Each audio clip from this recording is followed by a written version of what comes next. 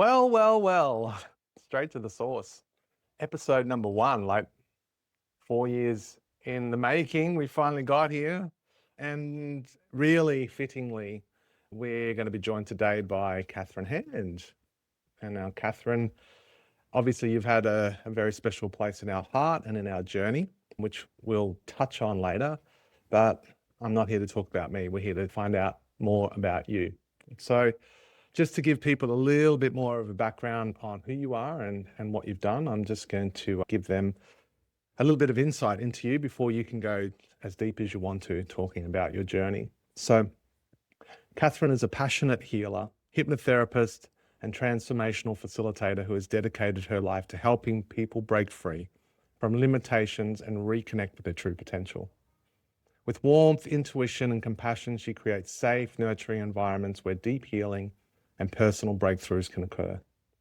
For more than 11 years, Kathryn has been the driving force behind some of Australia's most respected spiritual and consciousness events, including the renowned Cosmic Consciousness Conference.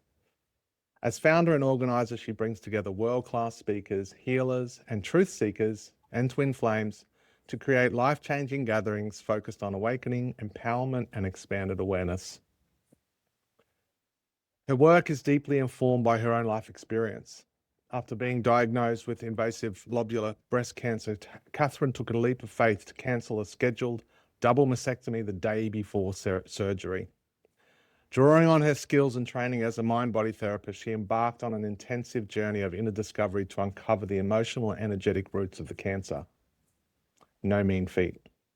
Through facing profound fears and life-changing challenges, she focused on healing herself from the inside out using natural and holistic approaches. This experience reshaped her understanding of the mind-body connection and strengthened her commitment to helping others find their own path to wellness and empowerment.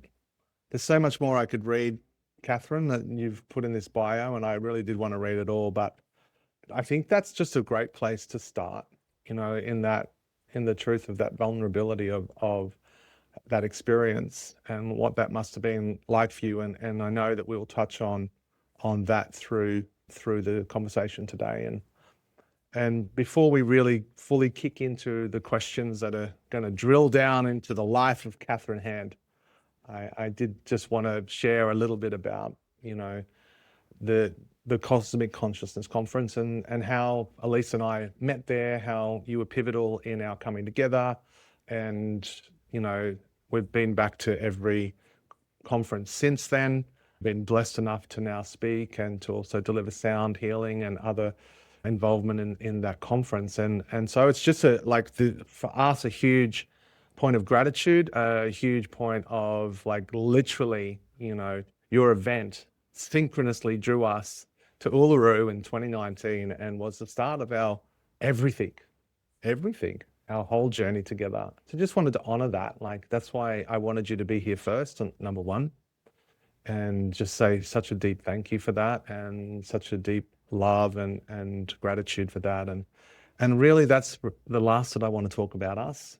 And and I really want to focus on you. So I think let's start it right at the beginning. Let's go Kathryn Hand. Where did it begin? What was it like growing up as a kid as Kathryn Hand? What were your circumstances as a child and your family? What was the starting point like in your journey? Well, it was, look, I would say that the starting point of my incarnation in this lifetime was a brutal one because I was adopted. So my adoptive mother, who was 17 at the time she gave birth to me and had seriously considered having a termination, she, as was the case in the mid to late 60s, there was so much pressure, societal pressure on young unmarried women to give up their baby, and she felt that she had to do that. So from the minute really that she discovered that she was pregnant, she told her parents, and the very next day she was put into a single mother's home in the North Shore in Sydney, and so she had quite quite a horrific experience in that single mother home. She was spat at if she was walking down the street. People would yell out and call her a slut, and of course she wasn't singled out. All single mothers had a very similar experience.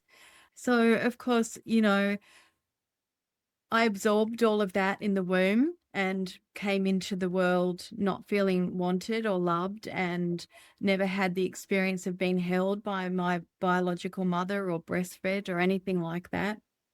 So coming into the world in that way does leave a big core wound that has taken me a lifetime to heal, and I probably haven't yet, but I've certainly done a lot of healing.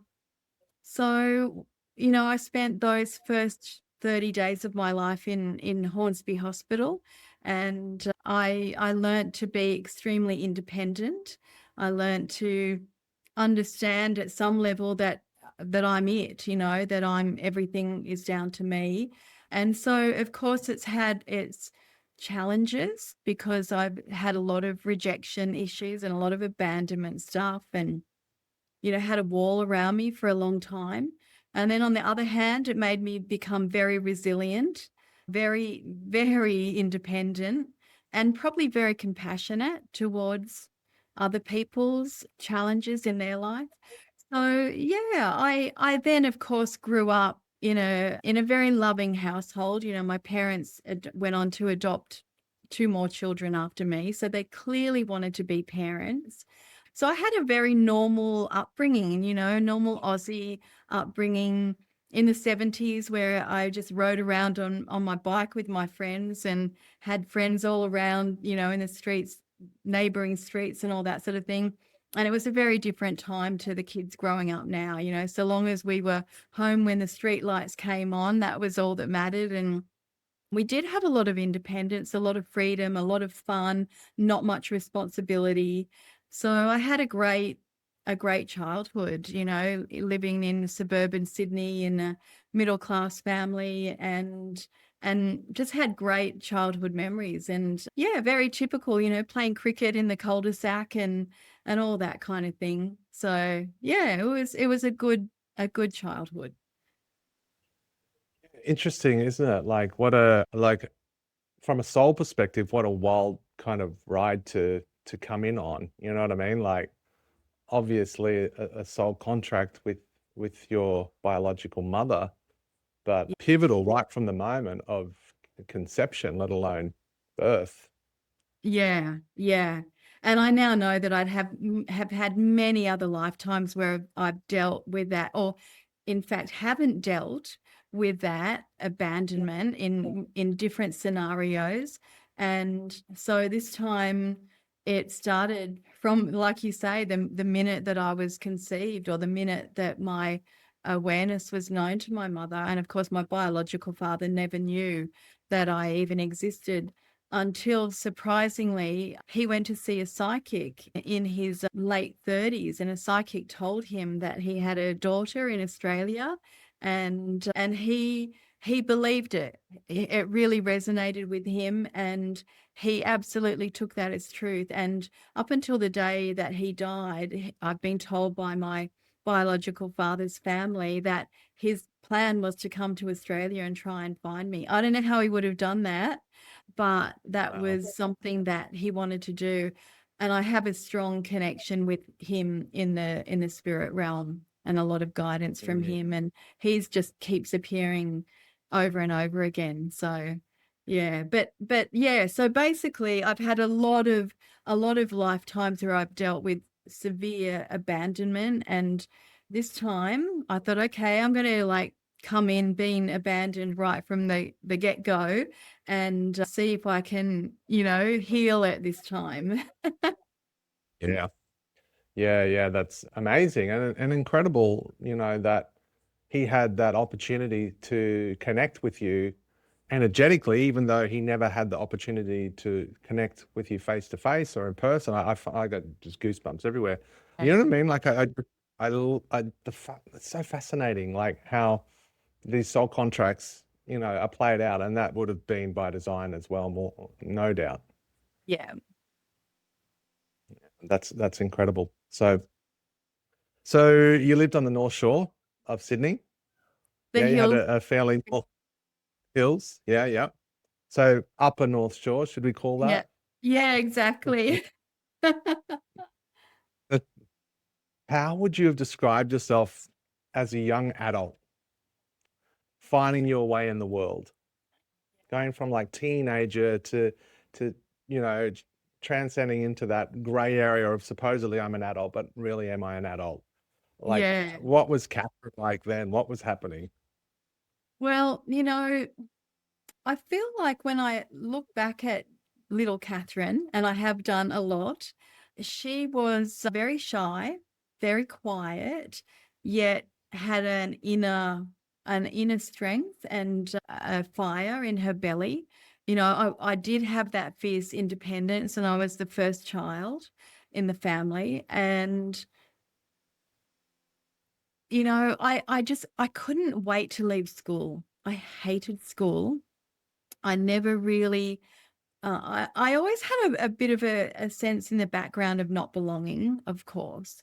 And so, although I had a great group of friends and my friends were, really were my everything, I just couldn't wait to get out of school and earn my own money and be independent and just be out there in the world. So I hung on in school until the end of year 10, and I actually wanted to be a graphic designer.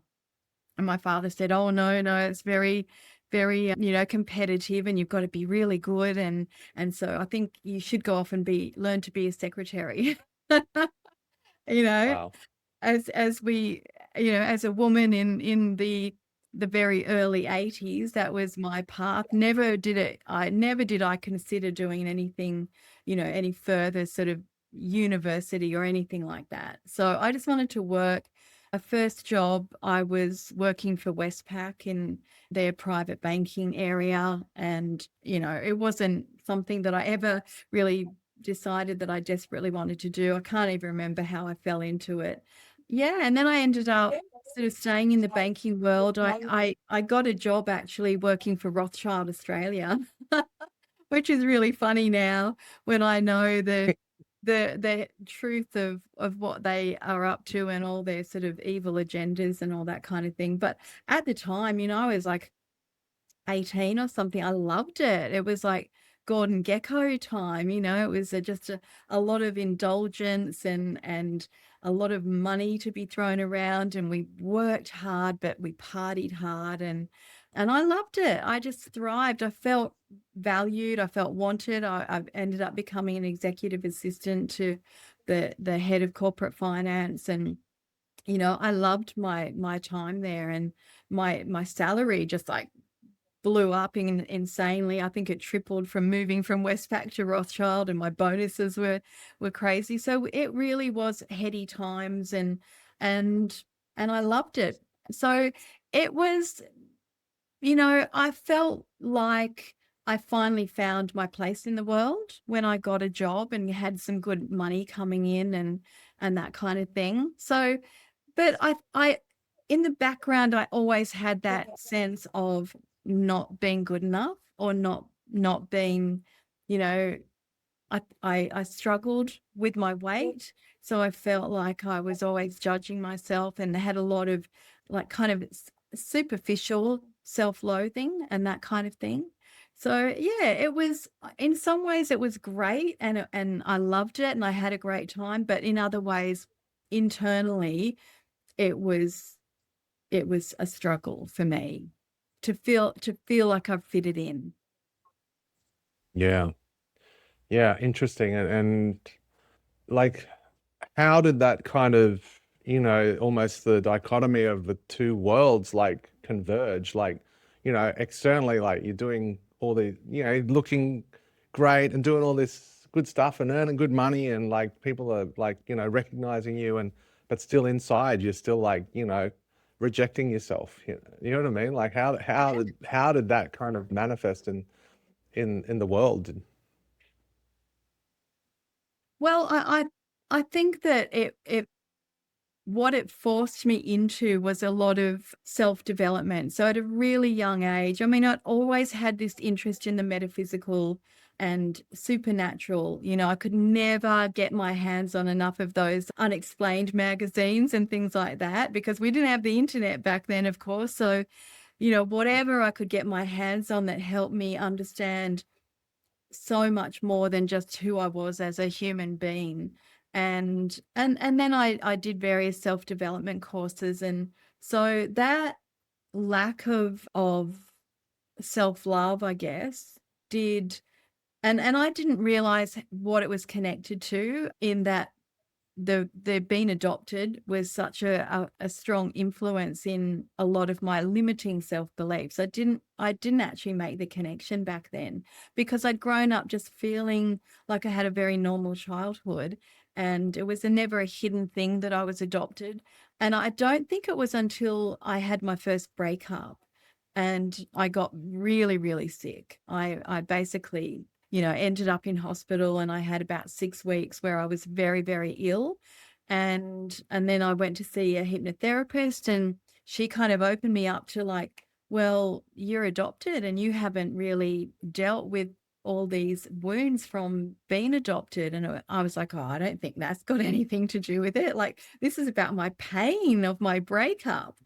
And and she was like, no, it was about your adoption, and we need to do some healing for that. And so I went back to the day that I was born, and I remembered and I relived that excruciating separation anxiety. And, you know, I think now, you know, I mean, they don't even do that to dogs. You know, we don't do that. When you go and buy a dog, and you know, it's even heartbreaking to remove a dog, I think, at 8 or 9 or 10 weeks. But we don't even do that. We won't take a puppy, a newborn puppy, from its mother, but they did it to Yeah. humans. And so it was with that hypnotherapist that I learned the impact on those kinds of really early wounds, and how you shape all your beliefs around it without even knowing. So yeah. Wow. Wow. Yeah. So it really was a catalyst, really. You know, those feelings and aspects of yourself was a catalyst for shift and change and discovering, you know, the metaphysical realm and finding your way to this hypnotherapist who opened the door to a whole other world of understanding. Yeah, Wow. yeah, exactly. Yeah. I love that. I think that's really cool. Was that your kind of first like foray into hypnotherapy, like experience with hypnotherapy? It was. Yeah, yeah, it really was. In fact, I'd had around the same time I did have, in the days that I was working at Rothschild, and because we worked really, really long hours and it was pretty manic, you know, it was a very high stress role, and we just lived off adrenaline, and I drank heaps of Coke. So I had a Coke addiction, not the that one, but the caffeine Really variety. expensive one. And I went to a Yeah. hypnotherapist, he probably like about 100 in the shade. And but he, you know, healed me of my addiction to Coke. And so that was the first time. And then I found this lady, and of course it was divinely guided, because her speciality was in adoption. And I didn't even know that when I found her. So yeah, she had so many papers, and she showed me things that made me realize, like, you know, because I thought, well, I was a baby, I don't remember, what did it matter? Yeah. But she showed me that, yeah, the earlier the wound, the bigger it is, and the harder it can be to heal from it, because you grow around that wound, and it's so much a part of you, you don't even know it. So Yeah. it was definitely a huge awakening to how we bury trauma, and we grow around it, and you're not even aware of it in your day-to-day life until something comes along to trigger it, and then you fall down like a deck of cards, you know. So yeah. Yeah. Yeah. I think that's it's such a like such a valid point for so much of like triggerings we have in our life. Like, you know, you have a breakup. Breakups are like are very difficult, you know, especially when it's your first one, like it's the first real crunch of pain, you know. But then like it can dredge up these other wounds so clearly to the surface that just magnify it. And I think like there's a lot of value in what you're saying, because a lot of times people are like feel like they're destroyed by their emotions when something's happening, but yet it's got other roots that are being pulled at the same time. It's not just that breakup. Or yeah, it's really interesting. So I Absolutely. really Yeah. appreciate you sharing that. Yeah. So yeah, interesting. Like the hypnotherapy side of it ended up being a direction for you over time, but like, how do you get from Rothschilds to between lives regressions? Like, can you explain that to me? And for those of you who are watching, like Kathryn does between life regressions and past life regressions, of which I've done one with her. It's how I know her. So hey, explain that to me. How does that journey unfold? Yeah, well, I mean, it was a long one. I had, a couple of decades in the corporate world, and I loved it. It served its purpose back then. I really enjoyed that kind of world of just a lot of indulgence and a lot of instant gratification and all of that. But inside, there was a growing side of me that did not feel fulfilled. I felt like there was more, and I wanted to have um something that made my soul sing, and I got to that point where it did start to become a bit of a drag, and I wanted to feel like I was doing something that was creative and satisfying, and so I ended up just getting a part-time job. I started doing in fact, after another breakup, I had a reading with a psychic who said, like, you need to be doing something that will, bring out your creative side. And she said, and I see like flowers and colors and so I kind of stumbled across ceramic painting, and that's what I did. I started painting all these, flowers, and I had a very floral kind of theme to a lot of what I did. And I love the colors. I discovered that I'm very, very good with colors and putting colors together and that sort of thing. And so I did that as a hobby. And then I was invited to become a teacher of it at a studio that I was going to. And and so then I ended up having my own ceramic studio, but I made it a mobile one. It was Sydney's first mobile ceramic studio, and it was big at the time. And I'd go and do all kinds of ceramic painting sessions in huge big halls with groups, different organizations, or school parties, or at schools, in holiday, caravan parks in the school holidays. Like, I did corporate ones. Like, it was huge. It was such a great outlet for me, because I got to, learn skills about running a business. I got to have my creative side, and I got to start working with people and helping them connect with something bigger in them and their creativity through the painting. I'd have people that say, I can't draw a stick figure, and to be able to help them paint a beautiful vase or a platter or something like that. And they'd have such pride in themselves, and they'd connect into their creativity. So that was preparation for me doing what I now do. I can see it was a stepping stone to working with people, to have to stand up and run a workshop in front of people, which I'd never done before. And for a shy little girl, that I was, it was a really big thing to do. And so, yeah, that was really my stepping stone into doing something that felt like it was more purposeful and more soul driven. Yeah. And then as I said before, like, I'd always been interested in anything to do with, self-development, with the super conscious, with the connection between mind and body, the subconscious beliefs, all of that kind of thing.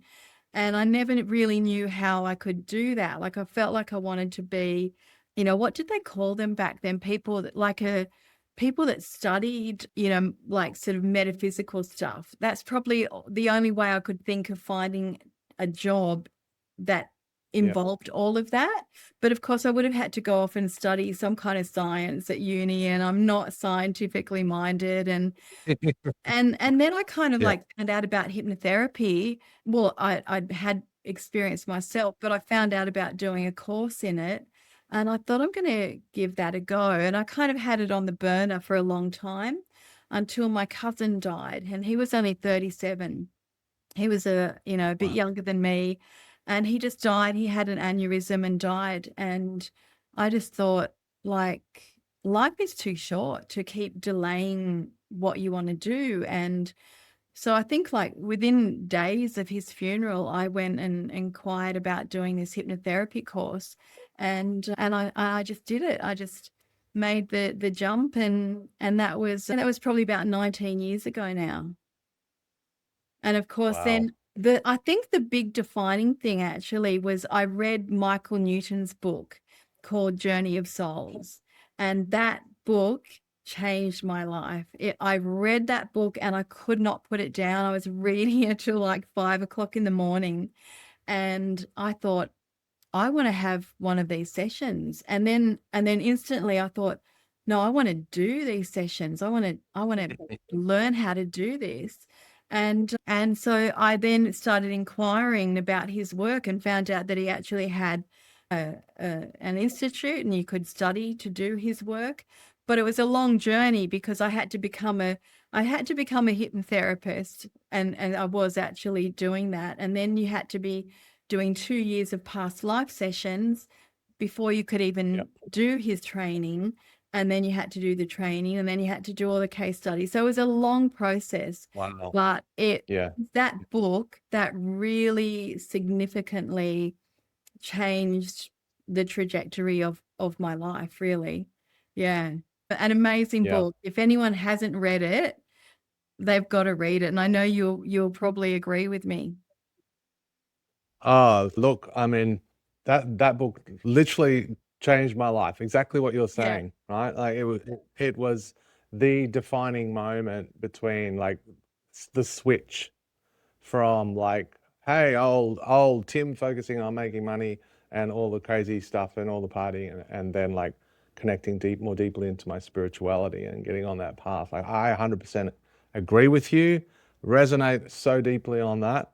That's how I found you as well. Like I did my first ever past life regression with you, the first one I ever did. I think I've done 7 now. Wow. Yeah, and like absolutely, if you're watching this and you haven't read Journey of Souls by Michael Newton, just pause, Yeah. order, get that book. Yeah. Don't wait any longer. Well, Yeah, and you know I what, Tim? totally. I'll tell you an interesting thing about that book, and they say that books often choose you. That I was down in Yeah. Melbourne and visiting a friend, and we were in a bookshop, and that book literally fell out and hit me on the head. I'm not kidding you. And it really wanted me to read it. And so I kind of like, okay, that sounds good. And that night that I was reading it till 5 a.m., like I had such a strong sense of homesickness. I read that Wow. and I just thought, "Wha- I don't want to be here. I want to go home. I want to be there. The soul realm felt so Yeah. amazing. What am I doing here? Mm. I just want to go back home. And the Yeah. intensity of that homesickness was so overpowering. And this is really weird, right? So I literally, my body started to go into a hot sweat and get a fever. And I became quite sick. Like for several hours, I was sweating, I was hot, I had a fever. I just felt really, really sick. And afterwards, and then eventually I sort of went off to sleep, and I woke up and I felt pretty good. I might have been sick for a day or something. But it dawned on me that it was like my body was keeping me back in my body, or keeping my soul back in my body. My body had to do something really convincing and, pretty intense to actually like just stay here, because I felt like I was beginning to will myself out of my body. And so my body was Wow. just going, no, no, you can't go yet. And so Yeah. just I had this really physical, intense reaction to keep me here.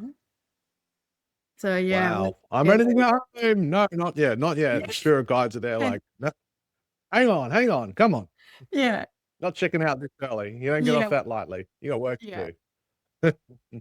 And like, so that's 19 years ago. So, Yeah, I right? Is can't that remember when I roughly read the, that. It was probably all around the same time. It was like everything was kind of colliding to bring me to that point. You know, my cousin died and I was reading that, and I can't remember the specifics of the timing, but it wow. was all being engineered and percolating around so that it all fell together.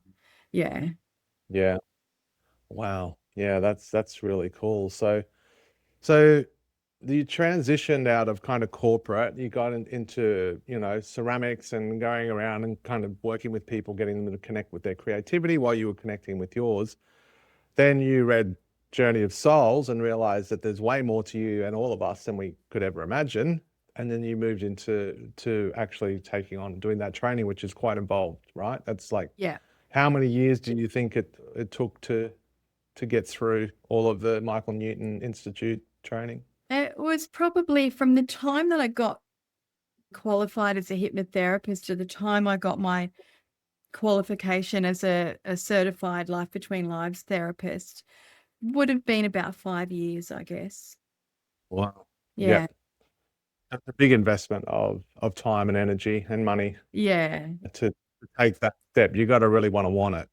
I wanted it so badly. I mean, really badly. Yeah. The day that that certificate arrived in my clinic, you know, I if I didn't burst into tears, I was pretty close to it. It was a big emotional, feeling of like, wow, I've actually achieved this, and yeah, Yeah. and I loved it. I loved everything. I loved every minute of Yeah. it. Wow. So you're certified. You're a Michael Newton Institute, certified past life or between lives regressionist, right? Yeah. How does that then start, right? It's like, it's good you've got all this stuff, but then how do people find you? What was the journey that began Yeah, from well, there? I had a clinic at that stage in a little shopping center. So I had that, shop front focus where people found out about me, mainly word of mouth through the institute, of course, people that like you read Journey of Souls and then would go and search for a therapist. I was lucky, there's only 200 of us. There's probably more now. There were 200 of us, 15 years ago. So I'd get referrals from other therapists and that sort of thing, but mainly just people finding out about his work and wanting to explore their own because we all we all ponder those big questions like, who am I really? Like, where was I before I was here? Where did I come from? Where do we go to? What am I here for? I mean, is there any kind of really bigger questions than that almost everyone ponders? I mean, there are bigger questions, but I think for the majority of people, they ponder those questions and you can go and have a reading with a psychic or whatever that tells you something and it might resonate or it might not. But when you actually are in a hypnotic trance state and you go and you experience it yourself and you're living it and you're feeling the emotions and you're crying from grief or you're terrified about something unfolding in front of your eyes and that emotion is coming out of your body while it's happening, it's undeniable. And so that is why I think it's such profound work because people are experiencing it for themselves. And Yeah. those kinds of sessions, they change people's lives. They come out of those sessions, and for some people that's the first time they've ever understood who they really are or what might be driving them or what might be driving certain behaviors or affecting certain relationships. So it's big work. Yeah. Yeah.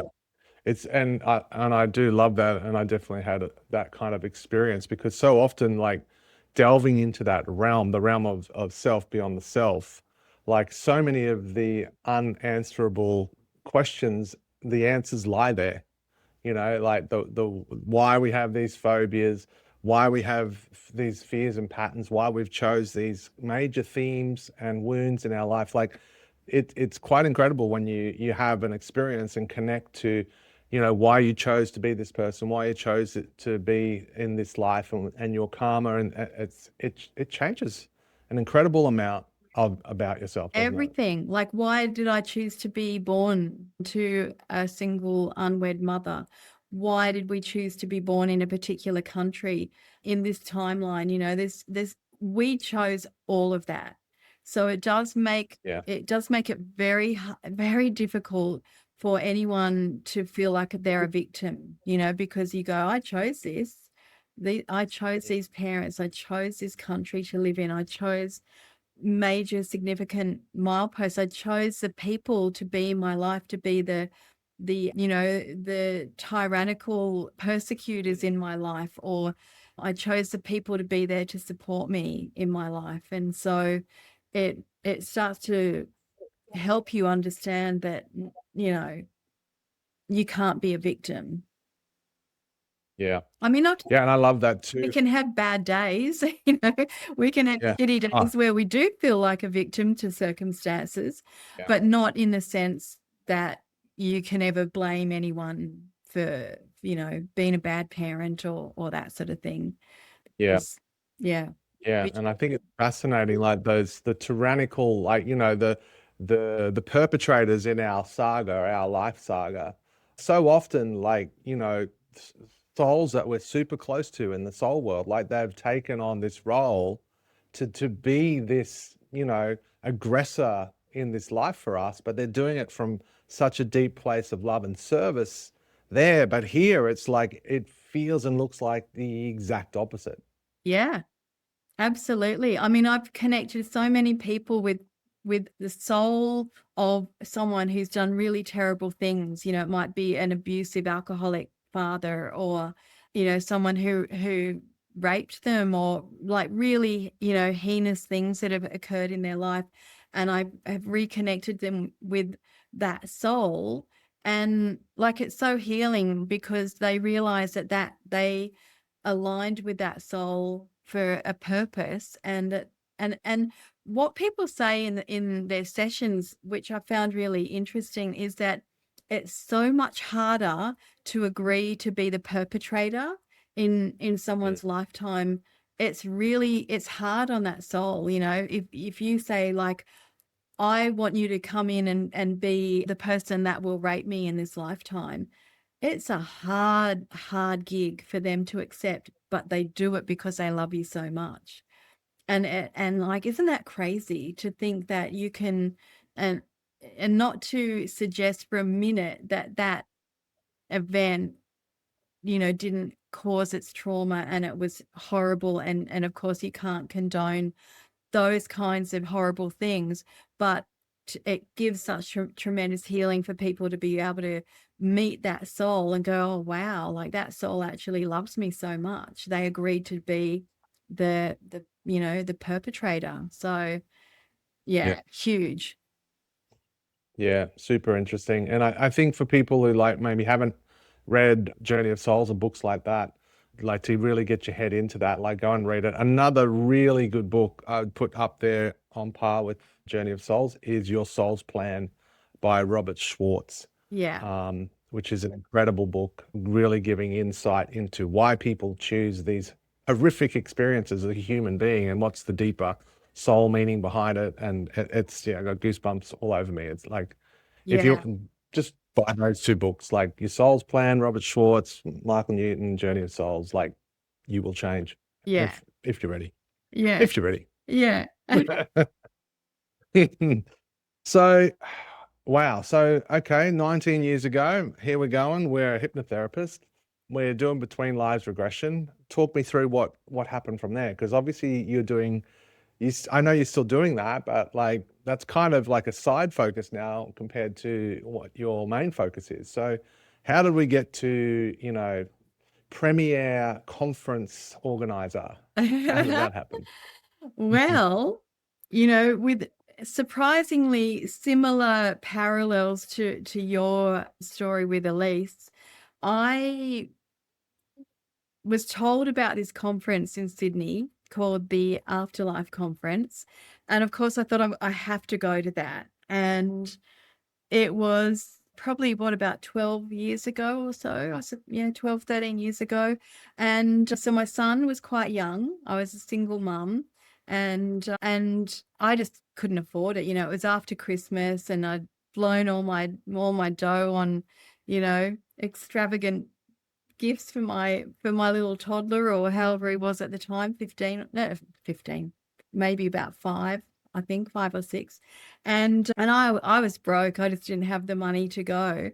And so, a few days after I decided I can't go, I got a phone call from a person that I literally did not know, but someone had given them my number. And she said, I've actually won a couple of tickets to the Afterlife Conference, and I don't have anyone to take.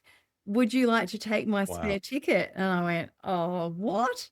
Of course, I said yes. And I got to the conference. And when I got there, the rego girl didn't know anything about me, and had to call Mick over, who was the organizer of it.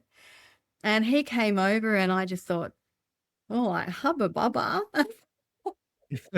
And Dreamboat. like it was instant attraction. And anyway, he pulled out a part. He said, oh no, that's right. He said to her, I can't remember her name, just give her a VIP pass. And so she pulled it out, and it just had a number on it, which was 23. What I didn't know at the time was that was Mick's kind of like, lucky number. And so it kind of made him think, oh, that's interesting. Anyway, I went off and did the conference, and sat in on various sessions and whatever, but with the back of my mind thinking I've got to talk to him. And at the end of it, MC was Barry Eaton, and at the very end of it, and it was a late session. It went on until about like 9 o'clock at night. And I thought, okay, I'm going to go talk to Mick. So I had my handbag, on my lap, ready to go as soon as it all wrapped up. Well, I got out of my chair, and we practically banged into each other because he was standing there right behind me. And he said, oh, I just wondered, I'd love to talk to you. Have you got time to stay back and have a glass of wine or something? And I went, yeah, okay then. And so he had to pack up stuff. And it was the weirdest thing, Tim. It's only happened to me once, I think, in the intensity of it. But I sat there, or I think I was standing there just waiting while he was kind of packing some things up. But I was having this overlay of another lifetime where it must have been like it was in the 1950s, because I had kind of a big flary skirt on, and he was a mechanic, and he was like lying under the car, and I was just sitting there watching him, and my legs were kind of swinging like that. And we were young, might have been like 16, 17, something like that. And it was just like, wow, this is really weird. And then we went and had a drink, and we just got talking. It turned out that we lived like less than a kilometer away from each other. And we just hit it off. And like normally if I'd be like with a really, kind of hot guy, I'd be like all jittery, but I just felt so myself and calm, and obviously it was because we just had such a strong connection. And then, we spoke again the final night of the conference as well, and there was that same kind of connection. In fact, one of the speakers there assumed that I was his wife. And we were sitting there having a drink, and his name was Joey, and he just assumed that I was his wife. And he said later that we just, well, like we'd been together forever. And well, we have, but that was how familiar and comfortable we felt. And we've since established that we're twin flames, and it took a little while. It took about a year before we kind of really connected. but I then ended up helping with the next Afterlife Explorers conference, and the rest is history. So yeah, it was divinely guided, just like you two turning up at the Cosmic Con. So I love it. I love that we had that connection of meeting at a conference, and then you guys Yeah. did. You guys are twin flames. So Yeah. so many And parallels. so many parallels. I think it's fascinating, and I love, like, getting a call from a stranger to say, "I've got a ticket. I want you to come with me." Like, that's why we print, "You can't make this shit up" on the backs of Yeah. t-shirts, right? Like, because it's like, like, you can't make this shit up. Nah. And like, yeah, everything you were explaining was so twin flame-esque. Like, the parallel life playing out, like, as twin flames. It's you really can see it, like, in those moments where something just clicks. Like, you can really have a visceral experience of that past life, and who you were, and what was going on in it. And it's wild. Like, wow, that's crazy. And even somebody thinking that you were together, you know what I Yeah. mean? Even though you'd only just met. We had exactly the same thing, Wow. 4 hours after we had met, people, and Barry Eaton was one of them. I think he said, Really? how long have you two been together? Ah, And yeah, and wow. Elise was like, "I met this guy. I am not with him." Not So, like, it's thing. Like, the parallels are actually wild. There's more than that I could go into, but it's not about me. It's all about you. Wow. So that was the beginning. So that was like 2012, 2013, something around there, when yeah. you said maybe 13 years ago. So Yeah. about 2013. And then it took a year to come together. And then obviously over time, like, it was obviously called the Afterlife Convention back then, and Afterlife Explorers, I think you said. But then obviously working together, it evolved into the Cosmic Consciousness Conference, Yeah. which I think you're coming up on number 10. Is that correct? Yeah. This year, In number 10. 26? Yeah. So So it explain to me when that was birthed. well, yeah, we'd been doing the Afterlife conference, and then we did the Close Encounters conference. So we kind of went from that, exploration of consciousness outside of the body and after death, and then it grew into ET consciousness, I guess, and our more of our galactic origins. And we were never kind of like a nuts and bolts UFO kind of conference. It was more about the exploration of our consciousness as star seeds, as having, galactic origins, and um, other other races, other ET races, and that sort of thing. We had Mary Rodwell, and she was just extraordinary and blew everyone away. And in fact, we've got her back for our 10th anniversary. She's coming down to Tassie, so Wow, that's amazing. it'll be amazing. Yeah. And such a great environment for her, because Tassie just has some really spooky things that go on, and great Yeah. environment for her to kind of unpack all her latest research. She's a phenomenal researcher. She's a hypnotherapist as well, and she takes people back into their past lives on other planets and that kind of thing.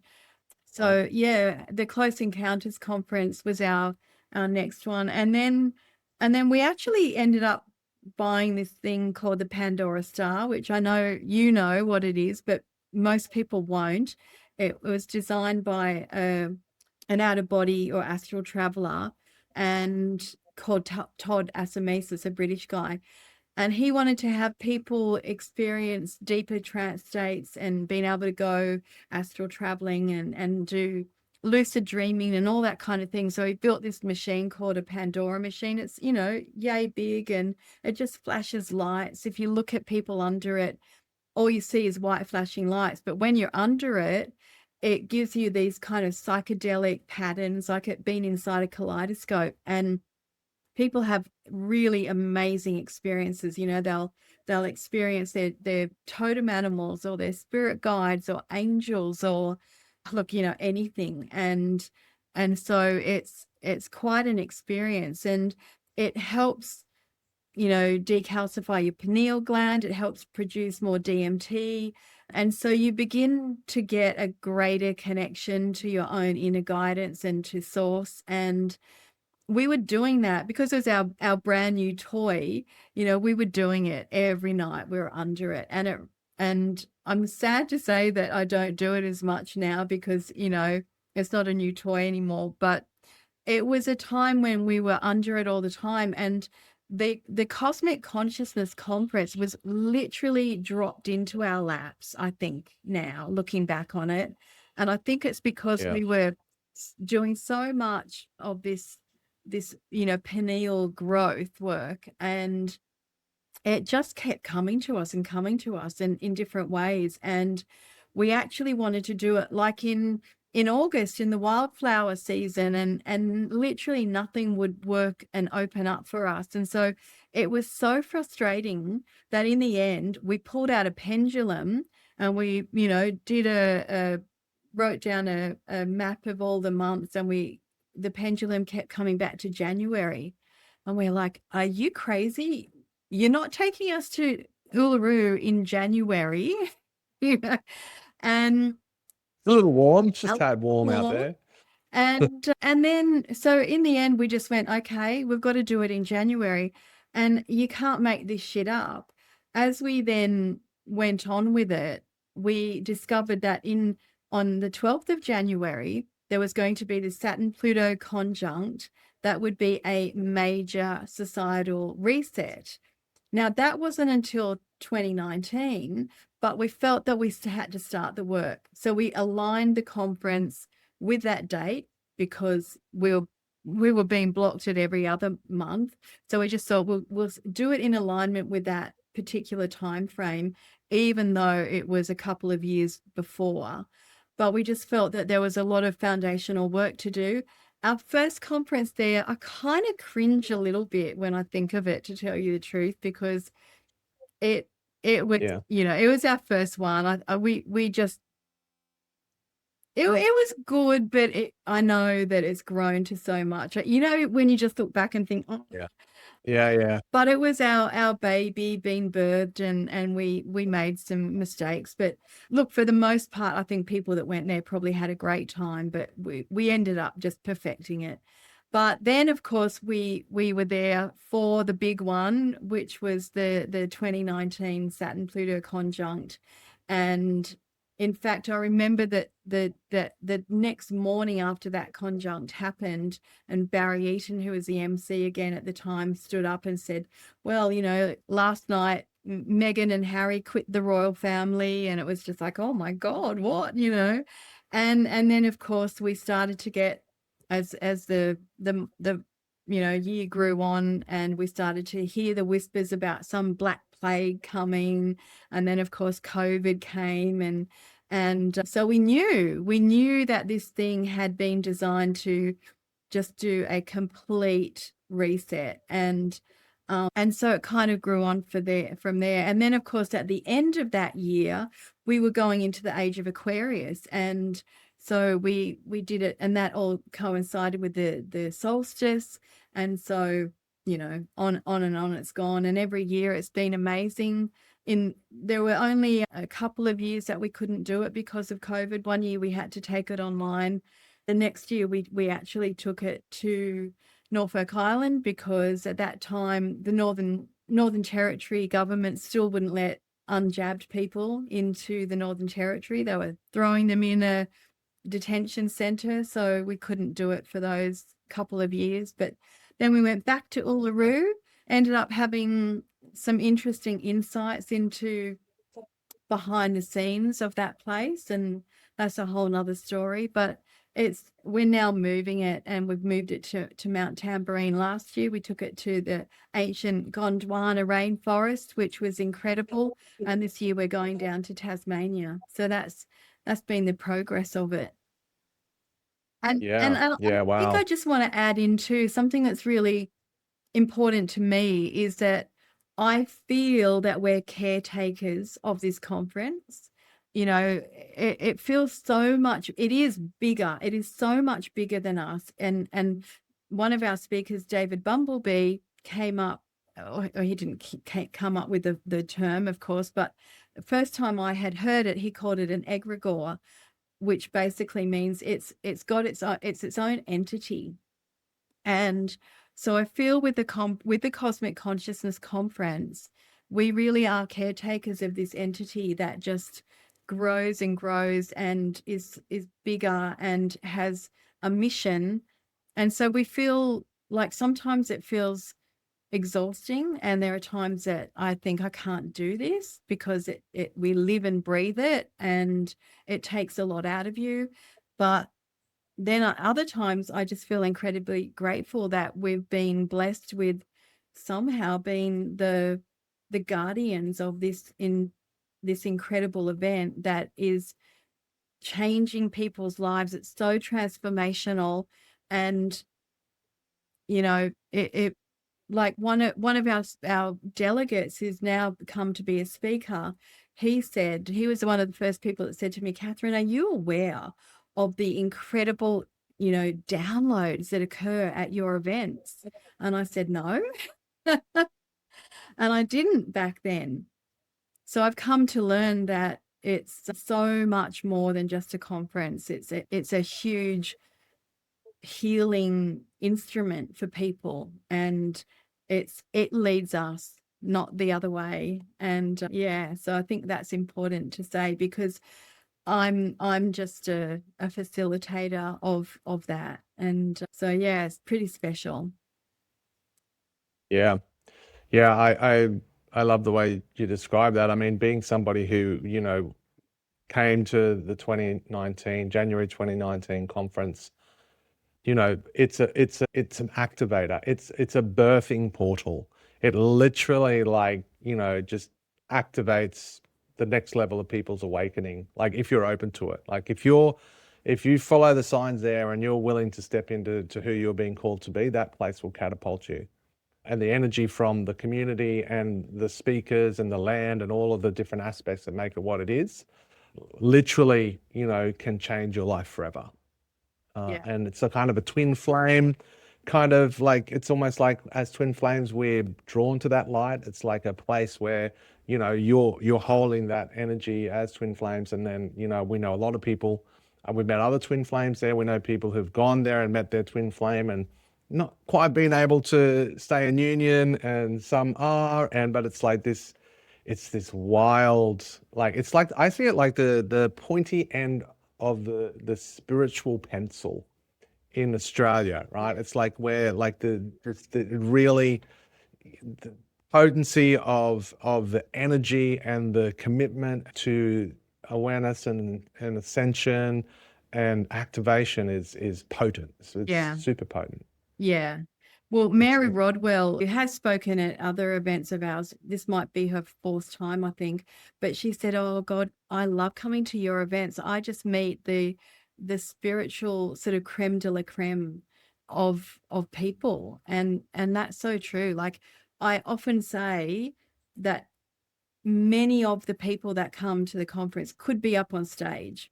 It's not everyone's cup of tea. As we know, most people would rather die than, do public speaking. So it's not everyone's cup of tea, but that doesn't downplay the incredible leaders, the leaders and the visionaries and the healers of the new earth there at that conference. And they then take it away into their own communities and they upgrade. That ripple effect is absolutely happening. So there's a lot that goes on. It's very intense, and it's not for everyone. Like, it's not for everyone, but we've got a great, we just have a beautiful people, that come to it. And, one of the things, I think last year I was looking back through some of the old testimonials that we had on footage, and they had you on the Vox Pop saying, like, come to this conference and go away and do something great in the world. And like, it gave me goosebumps when I watched that, because that is exactly what you did. You literally embodied that piece of advice. And like, look at you, like, look at all of us, the people that keep coming back, like, I see them and the way that that we've grown um and just evolved and kept evolving, and through really bumpy times as well, when it would feel easier to give up, and we just Yeah. persist and we keep going because it's our mission. Yeah. Yeah. 100% agree with that. And yeah, it's like it's a birthing, it's even the places like Uluru itself, like, being there so many times, that place alone, like, is an activating place, but it also brings a lot to the surface. You got to be willing to face a lot about yourself, like being on the land out there, and be ready for that. And I think it's kind of speaks to the conference as well. Like, if you're ready, it will change you in ways that are irreversible. But if you're not ready, well, you can go back to life and still keep playing the same game. That's okay. Thank you for coming. But, like, do you want to change the world, or do you want the world to change you? Like, Yeah. you get to choose. Yeah. So I love that. So this year we're going to Tasmania, something completely different. We're going super south. And again, that's probably been a point of guidance to be opening up, like, a new power center, a new venue. Like, how obviously this is also part of the vision, like it's the future, it's in the future. So just explain to me kind of how that came about, and where you feel it's heading now. And it's in 10th year, number 10, which is amazing. Yeah, well, that's a big part Double of fit. it, because we've aligned ourselves now ever since December 2020. We've aligned ourselves with the December solstice, and it's a great date on the sort of cosmological calendar, but of course we don't need to, I don't feel that we need to align ourselves with that date anymore. And we're in our 9th year, in a 9 year. And so it was kind of like, do we, there was a moment, I won't lie, where I thought maybe this is it. End of cycle, end of completion. Maybe this is enough. And of course, no. No, we're not allowed to do that. So we felt that, I think where we're going to now is that we don't have Uluru as our base anymore. And we've started doing some cruises as well. And so we're just finding that people love to go to a new place. Like, they're combining their holiday and their spiritual growth, and their healing and their learning, kind of all in one. And people loved going up to Tambourine Mountain. And so we just felt like, let's find more places in Australia that have a significant spiritual energy point. And of course, Tasmania has just got such a strong, potent energy. And I didn't know about Cradle Mountain, but it just came, popped up into the searches that we were doing. And then the more we found out about it, we thought, wow, it sounds ideal, right up our alley. And it's got a very sort of ascension, like a more of a galactic sort of ascension energy, whereas Uluru is obviously much more about connecting with the earth. And so it felt like it was a really nice thing to do. And we're going into a 1 year now, and it's a 1 year for us as the conference. We're back to our number one, being at our 10th year. And yeah, I don't know. It just literally felt like it was just a no-brainer to do it on the 11th of the 11th, or to be in alignment with the 11th of the 11th, and to have that gateway to be at somewhere like Cradle Mountain. And so it was just really, there was no decision about it. It just had to be. And for us, we can't do it in Cradle Mountain because there's a small conference center, but not big enough for us. So we're actually now running the conference out of Launceston, and in a beautiful country club. So it'll be really lovely and expansive. And there's a huge golf course and tennis courts and little paddy melons jumping around. And big enough to accommodate us. So we'll do our conference for the 3 days, the 8th, 9th, and 10th, and then move into Cradle Mountain for an optional day tour and spend the 11th of the 11th. And of course, being a 1 year, it's actually 11-11-1. So we've just got all these like mad, twin flame 11s coming up everywhere. Yeah. That'll be it. So yeah, it's going to be Yeah. amazing. Yeah. Wow. 1 ones. Yeah. Yeah, you can really feel that energy coming for this year. Like you can feel it building, but then I feel like, that to really take advantage of what we're stepping into as a 1 year, we can't bring our old self. We can't bring the old self with us if we want to step into new energy, and the year of the snake and the shedding processes that are required there. It's going to be really interesting to see, again, probably the two timelines playing out where people they're willing to let go and jump off the cliff, and the others are still just want to pull that old skin back on like a comforting blanket. And it's Yeah. like, you can't go. Can't You do can't that leave. You anymore. can't leave. Can't do that. Yeah, because what do they always say? Where does the magic happen? Outside of your comfort zone. Yeah. Yeah.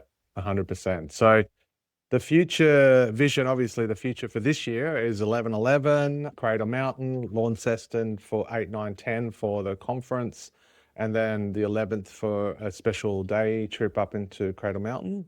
And then beyond that, what's your vision? How are you sitting with like the future? What does that feel like in Kathryn Hand's world? Yeah, I feel like we're at a place of expansion now. Like I think we're at that point where we could have ended it and we could have just sat back and had maybe a bit of a quieter, more, normal life. But now that we've established that, we're definitely going ahead. I feel a new,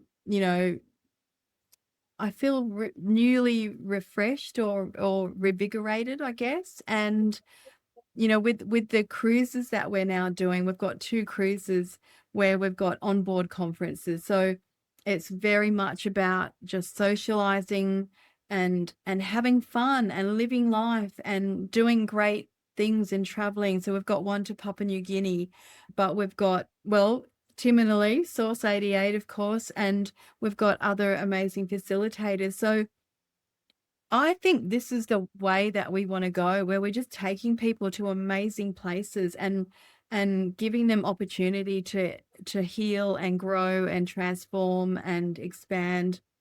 And that's how I see us growing now. So I think we'll just keep finding that our tribe grows and people that say to me, oh my God, like my life has opened up so much since, I'm going to Mount Tambourine, I'm going on the PNG cruise, I'm going to Tassie. And so now it's just like our family is going to get stronger and stronger. And the more that we have that, that connection to our soul family, the better life is. It's just makes life. Yeah. We've all discovered through COVID what it's like to now identify someone that you're on the same page with and realize that you have woken up as well. You're awake to it all. And like that's the best thing, the connection and the comfort in finding that you're not alone, that you're not the black sheep anymore, because most of us that come to the conference, we're all the black sheep in the family. And it was, they tried so much to disrupt us through COVID and to keep us separated, but it actually backfired. And now we come together and we're stronger than ever. And that's where I see us growing, just helping people, find their soul family. We had someone at the conference this year that came up to me at the end and he just hugged me and he cried and he said, I have spent my whole life thinking that I didn't belong. And now I've come to this conference and I've realized I belong. Like, what more do you want for people? So if we can bring people that kind of connection and do it where it's fun and going to great new places, then, what more do you need in life? Yeah, and it's a great bridge too. I think the community aspect of it is like incredible. Just being in that melting pot of like just supremely amazing spiritual people, but then also having the activation points from the land and from, the speakers and the different facilitators and the offerings. Like it's just so multidimensional, like what people can take away from it. Then there's the exhibitors, like there's all these different components that all create this environment for people to somehow belong again, as you say. Like, really feel like it can be very lonely when you're on a deeply spiritual mission Yeah. and people are more interested in telling you about their mortgage or their second house or whatever it is that's interesting to them. But I'm more interested in, your shadow work that you're doing and like, the transformation that's happened in your life. It's like when you get in a room full of people where that's just normal, Yeah. that's when life lights up. Yeah. Totally. It's so great. The conversations and the connections are instant. Like there's no small talk. No small talk at all. It's just like bang, into the juicy stuff. Yeah. Straight down there, straight into the rabbit's hole. And it's like, you never say, hey, what do you do? Yeah. Like most of I never know what anybody does at the conference. Yeah. Like, I mean, like they could be a rocket scientist. I wouldn't have a clue. I would never think to ask. Yeah. Totally. But yeah. So with the conference, like obviously, is the Papua New Guinea conference, did I see that that's now sold out? Look, it's sold out basically, but the actual onboard conference we can accommodate, probably about 10 more, but the Right. cabins were sold out. But inevitably there will probably be cabins that become available because people get sick or whatever, life happens, they get a Yeah. new job, they can't Life get leave. happens. Inevitably, there will be cabins, I think, become available. So if anyone does want to come on it, just come contact us through the website and we'll put you in touch with the travel agent who's dealing with it, and she'll have a wait list. Yeah. If Right. you're So meant to be, there's a wait you list can for be on Papua. it, I'm sure. Sorry. If you're really meant to be, Yeah. I'm So sure it will happen. you'll get there. So, okay, great. Come through to you through cosmicconsciousness.com.au. Yeah. And so there's a wait list for Papua New Guinea. Now I know you've also got another cruise going to Japan. Yeah. We are And is that literally this? about to launch that, Tim. So in the next few Oh, wow. days, we'll have the link available, and it's phenomenal. We've actually got a lady who's packaging together a 3-day tour in Tokyo and things beforehand. Then we'll go on the cruise, and so she's got a whole lot of inclusions in it, and that'll be amazing. So that's about to be launched. Yeah. Wow, that's exciting. I mean, Japan is such a beautiful place, and there's so much history there, and then so many amazing temples, and like, just culturally just a fascinating place. I think that would be a mind-boggling experience. Then having also the conference woven into it, like Yeah. And that's like next like level. we've That's got going to be amazing. we've got Guy Anderson, the Tartarian researcher, coming. He's UK based. But I said to Guy, is there much of a Tartarian history in Japan? And he said, actually, in Hiroshima, I wrote about Hiroshima in his second book and the Tartarian influence there. And so interestingly, we are going to Hiroshima on the cruise. We have another speaker called Tracy Ash, and you would know Tracy. Do you know? I do know Tracy. She was there in January in 2019. Yes. Yeah. She spoke there. She spends a lot of time in She Egypt spends and her time between Mount. Egypt and Japan. And Wow. she's a phenomenal, I don't even know if I could, there's a couple of words to describe her, but she works with sites, PowerPoints all over the planet, plugging into the wisdom that you can get from those PowerPoints. And that's why she loved Uluru. She runs an ancient mystery school in Egypt, and she also takes tours to Hiroshima. because of the spiritual Wow. significance of Hiroshima. So I'm already beginning to feel like, wow, like this could end up being one of those, like you sort of do things and then like they kind of evolve into so much more. And I'm just beginning to have the feeling that there's a reason that Hiroshima just keeps coming up. So it'll be Yeah. really interesting. Then we've got another British girl, but she lives in South Korea. She's married to a Japanese guy. She speaks fluent Japanese. Her name's Sammy Treasure. And she speaks all about out of body travel, altered states of awareness and that kind of thing. So yeah, it's going to be really, really potent, that one. Yeah. Yeah. And I Wow. mean, and I should have mentioned Okay. too that the speakers that we've got on the PNG cruise, besides you and Elise, we've got Stephen Booth, who he's an acupuncturist, but he does a lot of work with the light body. And so he'll be doing light body activations and talking about that. We've got Cynthia Popperwell, who is an amazing energy healer. She's part of the Lemurian choir. She'll talk about aspects of the Lemurian energy on the area that we're going to. We're actually going up following a ley line that goes all the way. Oh, look, that's a whole long story, but another connection. We've got a ley line going up that obviously we're meant to be on. We've got Doug McIntyre talking about the secret CIA experiments that they did to find out how the Papua New Guineans took people into a trance state and that kind of thing. And then we've got, I'm having a blank, Tim. Jacqueline Hofsty. Yes, Jacqueline Hofst, or I don't know how you say her surname, but she's talking about archetypes and how we can all start to tune into our archetypes and use that to heighten our potential and that sort of thing. So you guys doing sacred totem meditations and that kind of thing. So yeah, that'll be an absolute Yep. blast. I can't wait. Yeah, I'm really looking forward to that. So Japan, is that Up till 2027? April 2027. Right. Yeah. And so the Papua New Guinea is June June this year. 12th? Yeah. Is it 12th? The 10th to the 9th. And so 10th to the 19th, yes. Okay, 9 days. June 10th to the 19th. That's the Papua New Guinea cruise. That's a wait list.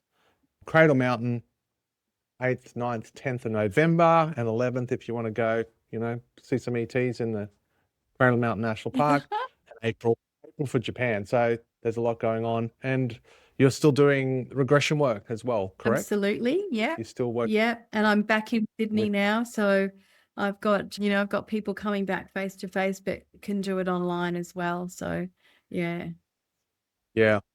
Awesome. So the web links for all of those things is cosmicconsciousness.com.au and kathrynnhand.com.au. We'll throw that down somewhere where the Billy in the back end makes it easy to click on. Thanks, Billy. But yeah, thank you so much, Kathryn, for coming on and so vulnerably sharing, about your journey from the start until, what's happening in the future. Is there anything else that you wanted to add or offer just to wrap things up and dot I's, cross T's? I just think that throughout my whole journey, and it's been quite interesting today for me to look at it in such a linear way because, to our subconscious, it's just a sort of all now, and it's really like a big bowl of spaghetti. But I think that I see that so much of my journey has really been about self-love and learning to self-nurture and self-love. And so I think that, if there's any one takeaway that I wish I'd given to that little Kathryn, that little me, is to love yourself, and it will take away so much of the pain that comes from the exterior. And it's not Yeah. an easy I think for a lot of us, particularly the older generations, it's not easy I didn't know what self-love even looked like. So if there's anything an overarching sort of umbrella of self-healing, it's about loving yourself in wherever you're at, just loving yourself. And it's very hard to move forward if you don't love yourself where you're at. And that's one of the things that I love about EFT. We haven't really talked about EFT, but EFT has been such a huge tool in my life and really transformed so much of my life, because when you do EFT, one of the first things that you do is you start to tap on your wherever you're at, whether it's a traumatic memory or a limiting self-belief, or, just something that's upsetting you, and a heavy sort of emotion. It's all about accepting yourself exactly where you're at before you can heal it and move on. So yeah, love yourself, stupid. Yeah, yeah. I think that's a super powerful message, and I love the way that that kind of distilled down out of like all of your sharing about. I mean, obviously, we've nearly been going for an hour and a half, and we've just scratched the surface. Like we could talk for Yeah. hours more. We'll save it for another episode, but yeah, it's as I say, it's been really fitting to have you on as our first guest on Straight to the Source, and it's such an honor to have you, and also to again be doing this work partly because of you and Mick and what you've done. And I'm sure that we would have collided in some way even if you hadn't gone to the conference. But we have deep soul contracts together, and it was absolutely perfect. And the opportunities that have come from that to not only to come to the conference, be a part of the conference, but to be friends with you both has been an honor. And Yeah. so I just really wanted from my heart say thank you. And I know there's a lot of other people out there who are also like us doing this work at a whole other level because of the conference. And if you're ready to level up in your life, and if you want to activate and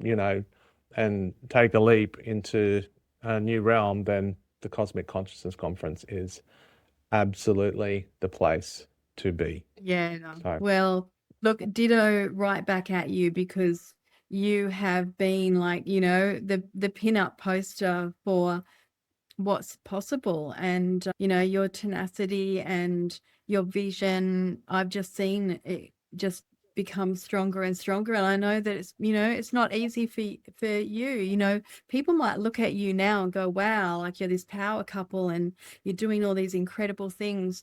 But I know that too, behind the scenes for you, it takes a lot of perseverance, and it's hard work. And you've just powered through, and you're just going from strength to strength.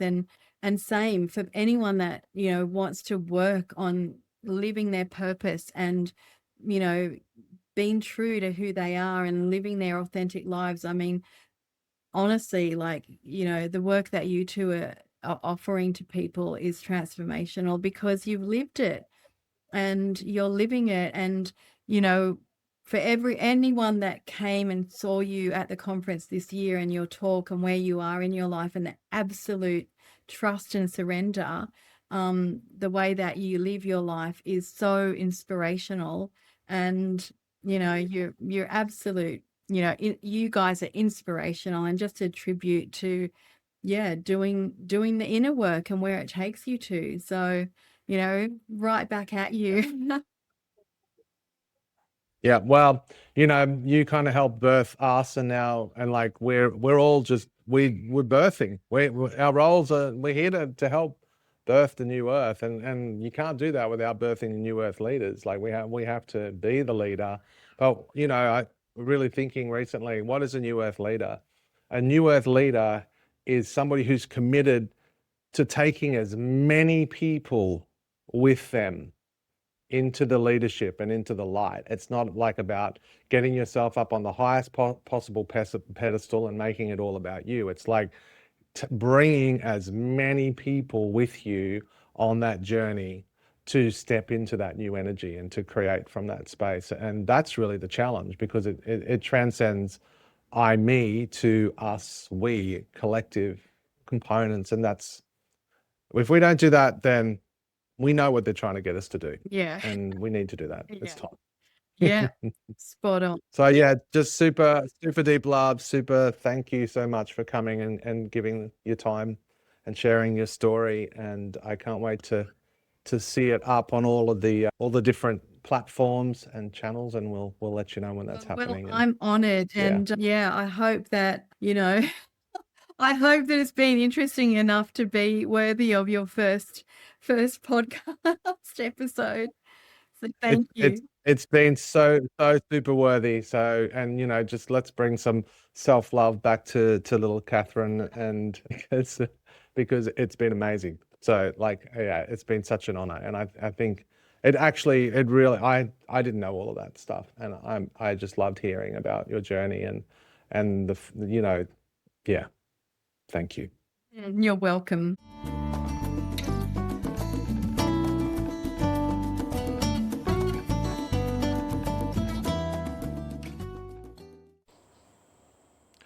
Well, here's our little Marvel moment right at the end. If you've gotten this far, if you've watched through all of the intros and the speaking and the outros, well, this is our little Marvel moment. And this is who we're going to be having next week. So if you miss that, who knows what might not shift in your reality.